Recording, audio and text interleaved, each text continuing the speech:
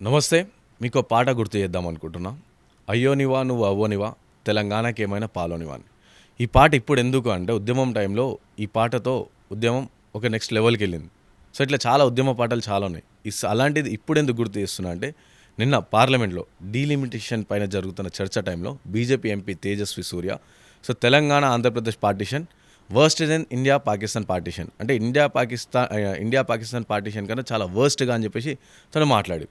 ఈ మాటలని బీజేపీ నాయకులందరూ సపోర్ట్ చేస్తూ ఉన్నారు. అటు ఏంది మన తెలంగాణ ఉద్యమకారులు, ఉద్యమ నాయకులు అని చెప్పుకునే వాళ్ళు పార్లమెంట్లో చప్పట్లు కొడతా ఉన్నారు.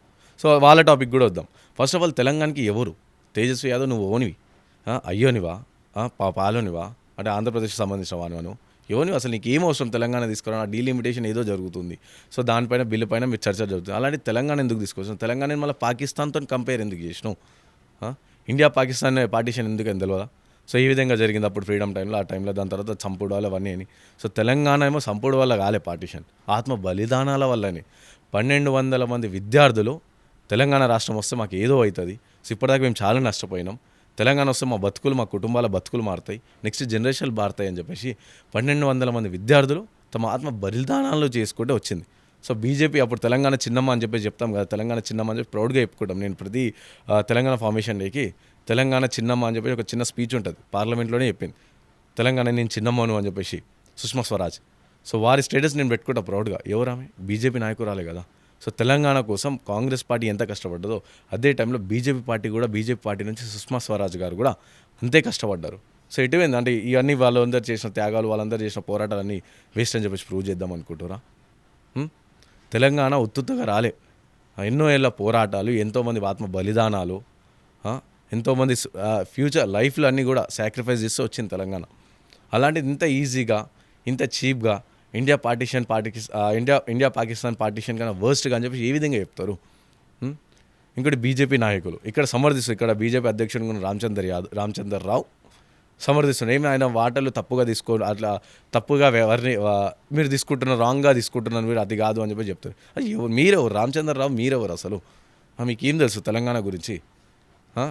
గట్టిగా మాట్లాడి మొన్న ఓయూ శ్రీకాంత్ అని ఒక మాట మాట్లాడి గద్దర్ గురించి అవమానించినప్పుడు కూడా. సో, వీళ్ళు బీజేపీ పార్టీ నాయకులందరికీ, ఎంపీలకందరూ ఫ్యాషన్ అయిపోయింది.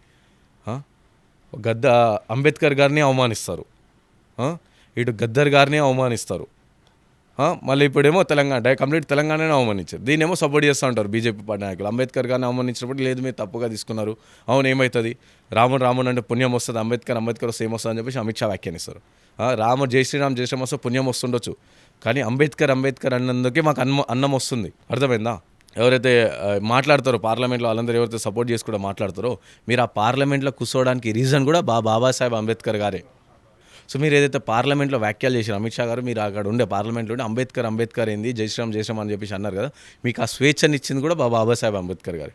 రాజ్యాంగం లేనప్పుడు మీరందరూ ఎవరు ఆ పార్లమెంట్లో కూర్చొని ఎవరు మీరంతా? జై శ్రీరామ్ అని చెప్పేసి అంటే పుణ్యం వస్తుంది, ఓకే ఫైన్, పుణ్యం వస్తుంది, మేము కూడా డైలీ పచ్చాలంటాం. కానీ మాకు పుణ్యం రావాలంటే ఫస్ట్ అన్నం కావాలి కదా. అన్నం కల్పించిన అన్నం స్వేచ్ఛగా తినడానికి, ఈ విధంగా మాట్లాడడానికి హక్కు కల్పించింది, ఈ విధంగా మాట్లాడడానికి స్వేచ్ఛనిచ్చింది ఎవరు? బాబాసాహెబ్ అంబేద్కర్ గారే కదా, తను రాసిన రాజ్యాంగమే కదా. ఇంకోవైపు మళ్ళీ గద్దర్ని గద్దార్ అంటారు. గద్దార్ అనేది హిందీలో చాలా పెద్ద బూత్ మాట. దాన్నేమో కమర్షియల్ మన ఇదే గద్దర్ గారు చనిపోయినప్పుడు నరేంద్ర మోదీ పీఎం నుంచి మాకు లెటర్ వచ్చింది. సో, తెలంగాణకి మన గద్దర్ ఇంటికి ఒక లెటర్ వచ్చింది. సో, సంతాపం ప్రకటిస్తున్నామని చెప్పేసి. ఆ రోజు ఎటుపోయింది అంటే గద్దర్ గారు చనిపోయినందుకు లెటర్ పంపిన మీ ప్రభుత్వం, మీ మోదీ గారు, మరి వారెవరు? అప్పుడు గుర్తురాలి గద్దార్ ఎవరు అని చెప్పేసి అప్పుడు గుర్తు రాలేదా? చలో గద్దర్ గారిని అవమానిస్తారు, అంబేద్కర్ గారిని అవమానిస్తారు, ఇప్పుడు తెలంగాణ రాష్ట్రాన్ని. సో, తెలంగాణ రాష్ట్రంలో అయిన ఎంపీలు ఎవరైతే బీజేపీ పార్టీ నుంచి ఉన్న ఎంపీలు ఉన్నారో, సో వాళ్ళందరూ సగం మంది పేర్లు కూడా తెలియవు నాకు, అంటే పేర్లు కూడా గుర్తులేవు నాకు, అంటే అంత మంచిగా ఉంది వాళ్ళ పనితీరు. ఫస్ట్ మీరు మీ స్టేట్లో మీరు మీ నియోజకవర్గం ఏం చేస్తే అది చూసుకోండి.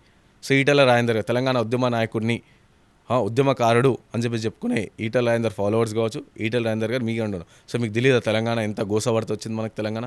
మీరెంత కష్టపడదు తెలియదా? ఈ విధంగా వ్యాఖ్యలు ఏ విధంగా సమర్థిస్తారు అంటే పార్టీలో పోతే ఇక కథం ఏదైతే అది వాళ్ళు ఏమైనా ఉంచినా సరే దూడ్చుకుంటాం మనం. తెలంగాణ దేనికి తెచ్చుకున్నాం మనం? ఫస్ట్ ఆత్మగౌరవం కోసం. అది ఎవరో వచ్చేసి అప్పుడున్న నాయకులందరూ కలిసి తెలంగాణ అన్యాయం చేస్తున్నారు, మన నీళ్లు, మన నిధులు, మన నియామకాలన్నీ అటుపట్టుకోబోతురు, మన ఆత్మగౌరవం మీద కొడుతురు.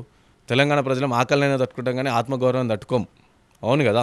అసలు ఇప్పుడు ఆత్మగౌరవం మీద కొట్టిరు, ఏంది ఎందుకు సపోర్ట్ దాకుంటారు? ఉద్యమకారులు, ఉద్యమ నాయకుడిని, ఉద్యమంలో క్రియాశీలకంగా పనిచేసిన అని చెప్పి చెప్పుకునే ఈటల రాజేందర్ గారు ఇప్పుడు ఏమైంది, ఎటువైంది? గద్దర్ గారిని అవమానించినప్పుడు ఏం లేదు, ఇప్పుడు మళ్ళీ తెలంగాణ అవమానించినప్పుడు సపోర్ట్ లేదు మీ నుంచి. ఇంకోవైపు బండి సంజయ్ గారు కరీంనగర్ నుంచి, అన్నా మన దేవుడన్నా, మోడన్నా, మన దేవుడన్నా, భరతమాత అన్నా.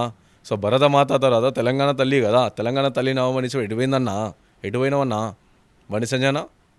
మూలధరం ఉన్నోడు అంటావు, మూలధరం లేనోడు అంటావు. స్కూళ్ళు కాలేజీలు మనకి ఇది కావాలరా అంటే లేదు పేర్లు మారుస్తామంటారు. ఖాన్ బేగం హిల్స్ అని ఒకటంటావు ఎలక్షన్ టైంలో, నీకు నోటికి ఏదొస్తే అది మాట్లాడతావు. ఇప్పుడు అదే మన తేజస్వి యాదవ్ మన తల్లిని అవమానించింది కదా, తెలంగాణ మన తల్లి కాదా?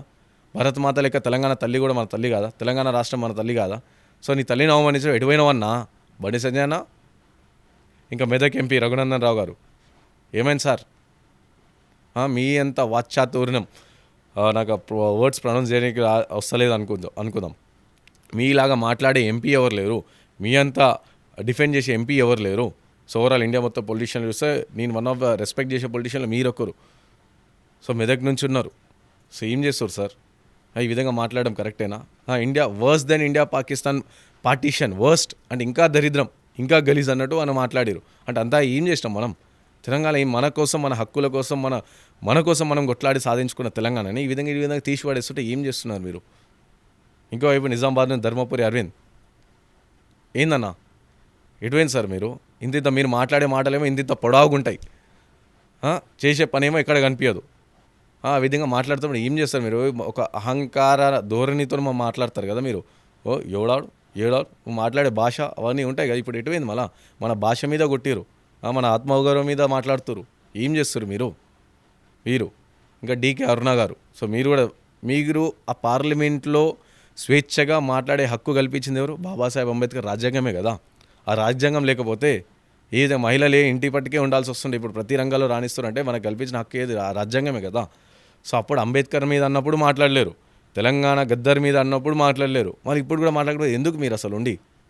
తెలంగాణ మీరందరూ ఒకసారి సోయి తెచ్చుకోవాలి. మన బాబాసాహెబ్ అంబేద్కర్ మీద మాట్లాడి అప్పుడు కూడా అంతగానో మేము మాట్లాడలేరు. దాని తర్వాత గద్దర్ గారి మీద మాట్లాడినప్పుడు ఏం చేస్తున్నాం మనం? అండ్ ఇప్పుడు మన తెలంగాణ మీద ఆత్మగౌరవం అనేది ఉంటుంది కదా మనకి. తెలంగాణ దీనికి ఆత్మగౌరవం కోసం కదా మనం తెచ్చుకుంది. నీళ్ళు నిధులు నియామకాలు అవన్నీ పక్కదారి బట్టి వదిలేసాం, కానీ ఆత్మగౌరవం ఆకలితో ఆయన ఉపాసమైన ఉంటాం, కానీ ఆత్మగౌరవం మీద పడితే మనం ఊకం కదా. ఏం చేస్తారు ఇప్పుడు? అడుగురు, ఒక్కొక్కరిని ప్రశ్నించారు. నెక్స్ట్ టైం ఎంపీ ఎలక్షన్లో మళ్ళీ నెక్స్ట్ ఎలక్షన్లో అవి వచ్చు, మళ్ళీ తెలంగాణ సోయి వస్తుంది వీళ్ళకి. అప్పుడు ఇవన్నీ కూడా వీళ్ళని ఈడబెట్టాలి, ఆడబెడితే అర్థమవుతుంది.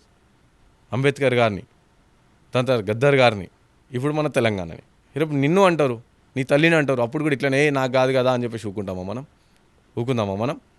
సో ఒకసారి తెలంగాణ సమాజం కూడా ఆలోచించుకోవాలి. అట్ ద సేమ్ టైం ఈ విధంగా ఇంత మాట్లాడారు తెలంగాణ పైన, ఈ విధంగా మాట్లాడిండు. అసలు ఎటు పోతుంది తెలంగాణ సమాజం? అసలు తెలంగాణ ప్రజలందరూ మామూలుగా రాలే. తెలంగాణ చరిత్ర మామూలుగా రాలే. ఎప్పటి నుంచో కొట్లాడి 1200 మంది పైగా విద్యార్థులు ఆత్మ బలిదానాలు చేసుకొని వాళ్ళ కుటుంబాలని రోడ్డు మీద పడ్డా సరే లేదు, నెక్స్ట్ నా వచ్చే జనరేషన్ బాగుపడుతుంది, తెలంగాణ బాగుపడుతుంది అని చెప్పేసి పెట్రోల్ పోసుకొని దగ్గర పెట్టుకురు, చెట్లల్లో పెట్టుకురు, ట్రైన్కి ఎదురుపోయారు. డ్యూటీలో ఉన్న కానిస్టేబుల్ రివాల్వర్ తన గన్ పాయింట్కి పెట్టి కాల్చుకొని చనిపోయాడు. అంటే ఎంత బాధపడితే వచ్చింది మన తెలంగాణ? తెచ్చుకున్న కొట్లాడి సాధించి బాధపడి కష్టపడి తెచ్చుకున్న తెలంగాణని ఈ విధంగా ఇంకొకటి మాట్లాడితే సైలెంట్గా ఉందామా మనం? నేను ఆయన మాట్లాడి నుంచి ఎంత అంటే తెలంగాణ పైన ఫస్ట్ అంబేద్కర్ గారి పైన పడ్డారు, మళ్ళీ గద్దర్ గారి పైన మాట్లాడారు, మళ్ళీ ఇప్పుడు తెలంగాణ మీద మాట్లాడారు. ఎంత మామూలుగా రావద్దు కోపం. అలా అని చెప్పేసి నేను పోవక్ చేస్తలేను, ఎవరికి పోవక్ చేస్తలేను, కానీ ప్రశ్నించాలి కదా, అడగాలి కదా. ఈ విధంగా మాట్లాడుతూ బహిరంగ క్షమాపణ చెప్పాలి కదా, చెప్పిపియాలి కదా. మనం ఊకుంటారా? ఇదే వాళ్ళకి సంబంధించిన రాష్ట్రం పైన కావచ్చు, వాళ్ళకి సంబంధించిన వాళ్ళు నమ్ముకునే మతాన్ని కావచ్చు, నమ్ముకునే దేవుని కావచ్చు, వారిపైన ఎవరైనా సరే ఒక చిన్న మనం మాట తప్పి మాట్లాడి దూకుంటున్నాం. ఈ పాటికి రోడ్ల మీద వచ్చేస్తుండే కదా, లొల్లి వేస్తుండే కదా. సో ఎట్లా ఊకుందామా మనం ఈ విధంగా వ్యాఖ్యలు చెప్తే? ఎటుపోతుంది సమాజం అంతా కూడా? ఏంది ఆలోచిస్తున్నారు? సో ఈ విధంగా మన పైన మన బతుకు మీద కొడతా ఉంటే ఎట్లా? ఒకసారి ఆలోచించాల్సిన అవసరం ఎంతైనా ఉంది. సో బేషరతుగా తెలంగాణ సమాజం అంతా కూడా క్షమాపణ చెప్పాల్సిన అవసరం ఉంది. బీజేపీ పార్టీ నాయకులు రాష్ట్రంలో సమర్థిస్తారు. రామచంద్ర యాదవ్ గారు కావచ్చు, ఇట్లా వీళ్ళందరూ సపోర్ట్లు కొడితే సమర్థిస్తారు. సో బుద్ధి తెచ్చుకోరు. మీరు తెలంగాణలో ఎంపీలు అయినారంటే దానికి కారణం ఎవరు? తెలంగాణ సపరేట్ అయినందుకే కదా.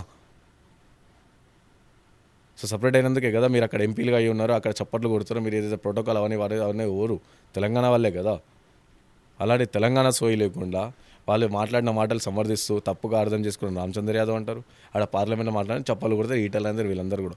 ఒక్కసారి మీరు ఆలోచించి ఆత్మ పరిశీలన చేసుకొని ఏం మాట్లాడుతారు, మనం ఎటు కొమ్ము కాస్తున్నాం. బీజేపీ పార్టీలో పోతే కదా మీకు వాళ్ళు ఏమన్నా సరే కరెక్ట్ అయిపోతుందా?